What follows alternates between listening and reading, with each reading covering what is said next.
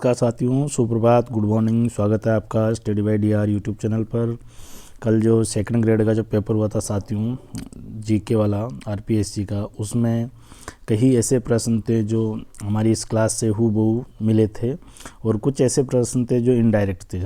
कुछ तो ऐसे प्रश्न थे साथियों की जो मैंने थंबनेल लगा रखी थी, जैसे कि अनुच्छेद 19 में जो 6 प्रकार की स्वतंत्रताएँ हैं, उन 6 में से जो ऊपर की जो 4 स्वतंत्रताएं, उन 4 में से ही जो थंबनेल लगा रखी थी उसी में से ही प्रश्न बन के आ गया हूबहू। तो साथियों, आप चैनल पे नए हो तो चैनल को सब्सक्राइब करें और वीडियो को अधिक से अधिक शेयर करें। साथियों, आज राजस्थान की प्रशासनिक व्यवस्था में आज लेके आए पंचायती राज, और पंचायती राज की उन सभी समितियों पे हम चर्चा करेंगे जो इससे संबंध रखती है साथियों। तो साथियों, शुरुआत करते हैं आज के इस महत्वपूर्ण टॉपिक की, पंचायती राज की समितियाँ। पहली समिति आई साथियों बलवंत राय मेहता समिति। कौन सी आई साथियों? बलवंत राय मेहता समिति।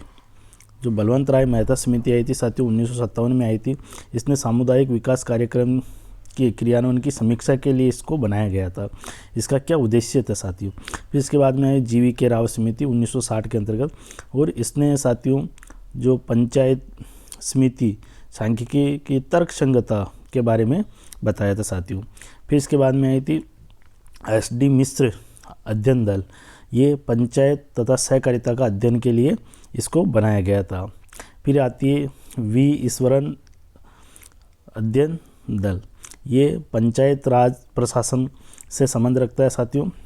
आपको पता है साथियों, जो बलवंत राय मेहता समिति आई थी, ये त्रिस्तरीय पंचायती राज की इसने अनुशंसा की थी। इसी के आधार पर वर्तमान में त्रिस्तरीय पंचायती राज है, और 73वां संविधान संशोधन ग्रामीण स्वशासन को पंचायती राज यानी संवैधानिक दर्जा प्रदान करता है।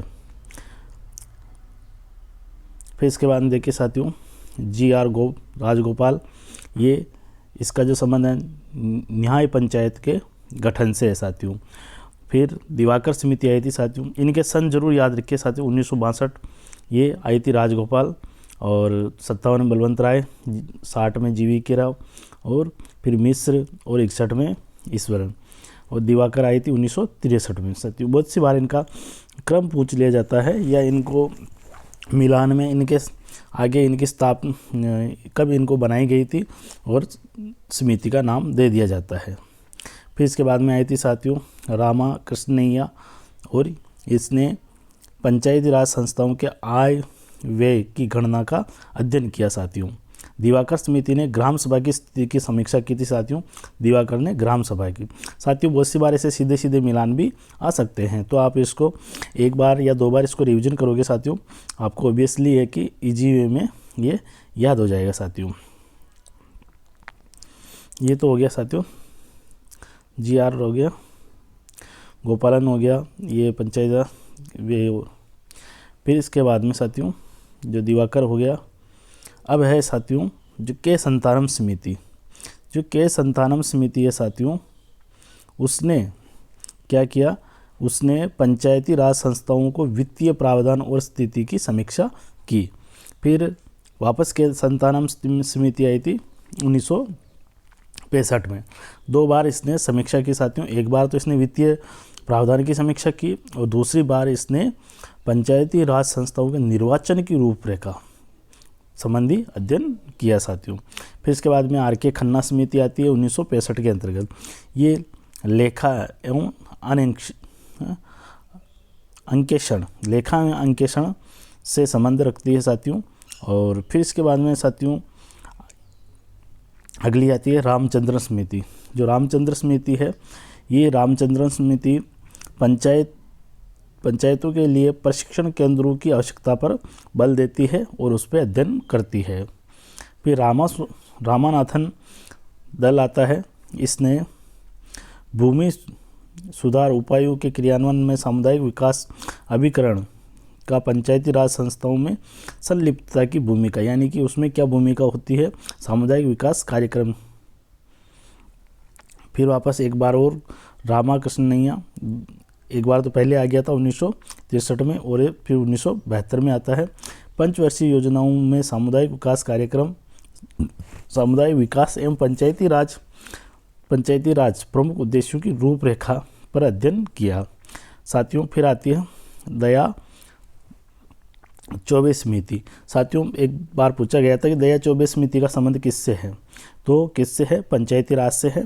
और इसने किस पे बल दिया था, तो सामुदायिक विकास कार्यक्रम या सामुदायिक विकास एवं पंचायती राज संस्था की समीक्षा की थी। फिर आती है साथियों बलवंत राय मेहता समिति के 20 साल बाद, वो 1957 में आई थी, ये 77 में आती है।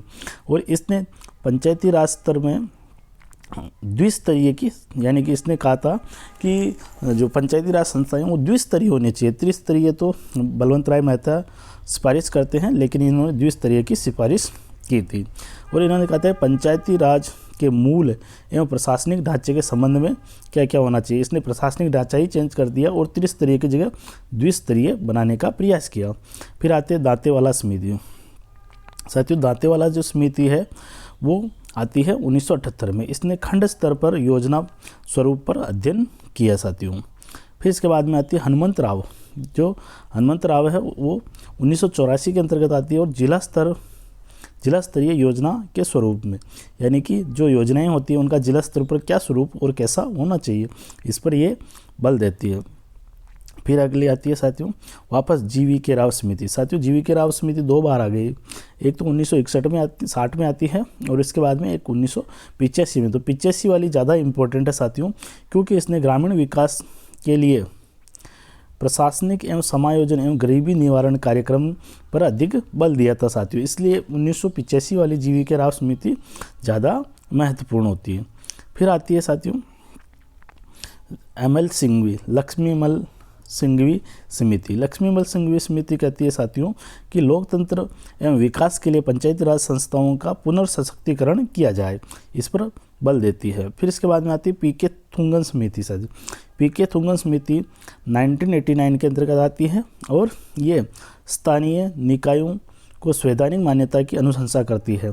फिर इसके बाद में साथियों आपको पता ही होगा कि 1992 में 73वां संविधान संशोधन होता है और पंचायतों को संवैधानिक दर्जा प्राप्त हो जाता है।